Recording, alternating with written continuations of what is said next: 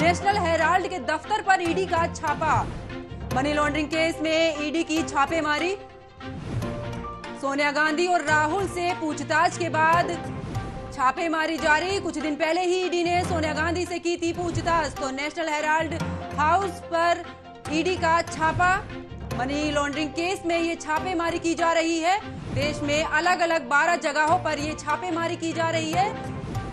कुछ दिन पहले ही ईडी ने सोनिया गांधी से इस मामले में पूछताछ की थी, जिसके बाद अब ईडी ने नेशनल हेराल्ड के दफ्तर पर ही छापेमारी की है।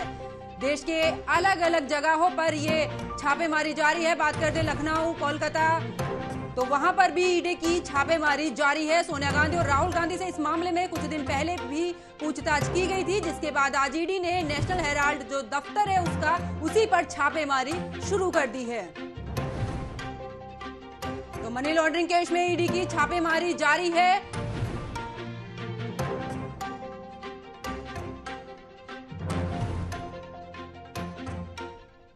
तो इस पूरी खबर पर मेरे सहयोगी निशांत चतुर्वेदी मेरे साथ जुड़ चुके हैं। निशांत, सोनिया गांधी राहुल गांधी से पूछताछ के बाद आज ईडी ने नेशनल हेराल्ड हाउस पर छापेमारी की है।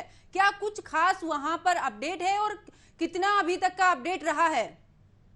देखिए पंकज, नेशनल हेराल्ड का जो मामला है लगातार सुर्खियों में बना हुआ है। कांग्रेस इसको लेकर पूरी तरह से घिरती हुई नजर आ रही है। आज ईडी की छापेमारी नेशनल हेराल्ड दफ्तर में है, जहां पर वो तमाम सबूत और तमाम साक्ष्य खंगाले जा रहे हैं, जिसको लेकर भ्रष्टाचार का आरोप कांग्रेस पार्टी पर है। और केवल सफदरगंज दिल्ली के ईडी दफ्तर में ही नहीं, बल्कि कई और भी जगह हैं जहां पर उसकी छापेमारी लगातार चल रही है। इसके अलावा एक अन्य विषय पर भी हम आपका नजर दिलाना चाहेंगे कि पहले राहुल गांधी से पूछताछ की जाती है, उसके बाद कांग्रेस की मुखिया सोनिया गांधी से नेशनल हेराल्ड मामले में पूछताछ की जाती है।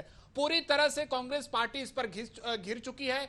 लंबे समय तक 2 दिनों तक चले कांग्रेस के मुखिया सोनिया गांधी से पूछताछ में ये बातें सामने आ रही है कि कई ऐसे महत्वपूर्ण विषय सामने आ चुके हैं। अब देखना होगा कि आगे के क्या कुछ रिपोर्ट आते हैं, लेकिन ईडी की लगातार धरपकड़ तेज हो चुकी है और ईडी की रडार पर वो भ्रष्ट मंत्री हैं जो अपने सत्ता में रहते हुए पद का दुरुपयोग कर रहे थे। पंकज, बिल्कुल निशांत, अगर बात कर दें सन 1938 में ये जो हाउस था ये बंद हो चुका था। यहाँ पर कोई भी पेपर नहीं छपता था, लेकिन जिस तरह से सोनिया गांधी और राहुल गांधी से पूछताछ हुई है और उसके बाद ईडी का इस तरह से छापेमारी करना, वो भी अलग अलग जगहों पर, तो क्या ईडी को पूछताछ के जरिए कुछ ऐसे जो सबूत मिले हैं क्या है, जिसके आधार पर आज ईडी ने नेशनल हेराल्ड जो हाउस है उसमें छापेमारी की है? देखिए, इसकी अगर इस पत्र की बात कर ली जाए, समाचार पत्र की बात कर ली जाए, तो इसमें क्रांति से आजादी की लड़ाई से लेकर अंग्रेजों के भी जो यहाँ पर उनके खिलाफ संघर्ष था, उसकी बातों को पहले उल्लेख यहाँ पर देखने को मिलता था। लेकिन समय परिवर्तन के साथ इस समाचार पत्र का विवादों से भी नाता हो गया। खासतौर पर कांग्रेस पार्टी पर इसको लेकर भ्रष्टाचार का जब आरोप लगा तब, और आज केवल और केवल इससे जुड़े कांग्रेस पार्टी के नेताओं से ही नहीं, बल्कि खुद उस दफ्तर में भी ईडी अब पहुंच चुकी है, जहां पर वो सभी डॉक्यूमेंट्स को देखे जा रहे हैं। इसके अलावा उन जो कर्मचारी हैं, वहां के एम्प्लॉय हैं, उनसे भी इस मामले को लेकर पूछताछ की जा रही है। क्योंकि कांग्रेस पार्टी का यह कहना यह है कि ईडी केवल और केवल बिना साक्ष्य, बिना आधारों पर लगातार रेड मार रही है, केंद्र सरकार के इशारे पर। लेकिन शायद आज ईडी की उस जगह पर पहुंच हो चुकी है जहां से इस पूरी संस्था की रूपरेखा तैयार होती है, बुनियाद जहां से है।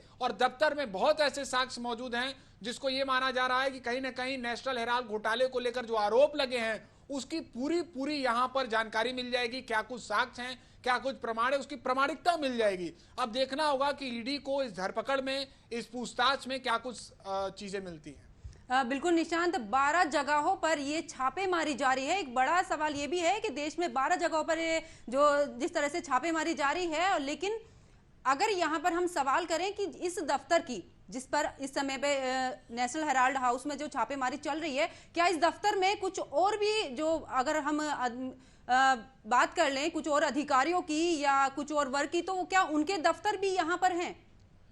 देखिए, इस नेशनल हेराल्ड से जुड़े सभी व्यक्तियों तक अब ईडी की पहुंच होगी। जो भी व्यक्ति इसमें पूरे जिम्मेदार हैं, हायर अथॉरिटी है, उससे उनकी पूछताछ होगी।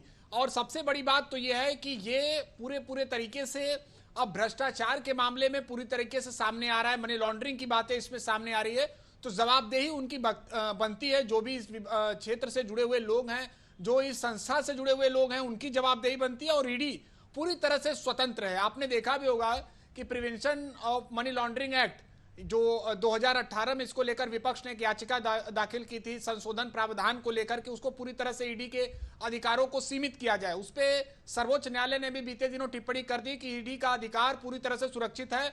वो अगर किसी को भी भ्रष्टाचार मामले में, किसी भी आर्थिक अपराध मामले में अगर संलिप्त पाती है तो उससे वो पूछताछ कर सकती है, गिरफ्तार तक कर सकती है। और यही यहां पर देखने को मिल रहा है कि जब नेशनल हेराल्ड का ये मामला सामने आ रहा है तो इससे जुड़े हुए जो भी व्यक्ति है, जो भी संस्था है, उसकी तह तक ईडी जा रही है। और आज यहां पर उसी का प्रमाण देखने को मिल रहा है कि नेशनल हेराल्ड के दफ्तर में पहुंच चुकी है और अन्य 12 जगहों पर भी ईडी की लगातार धरपकड़ इस समय तेज हो चुकी है।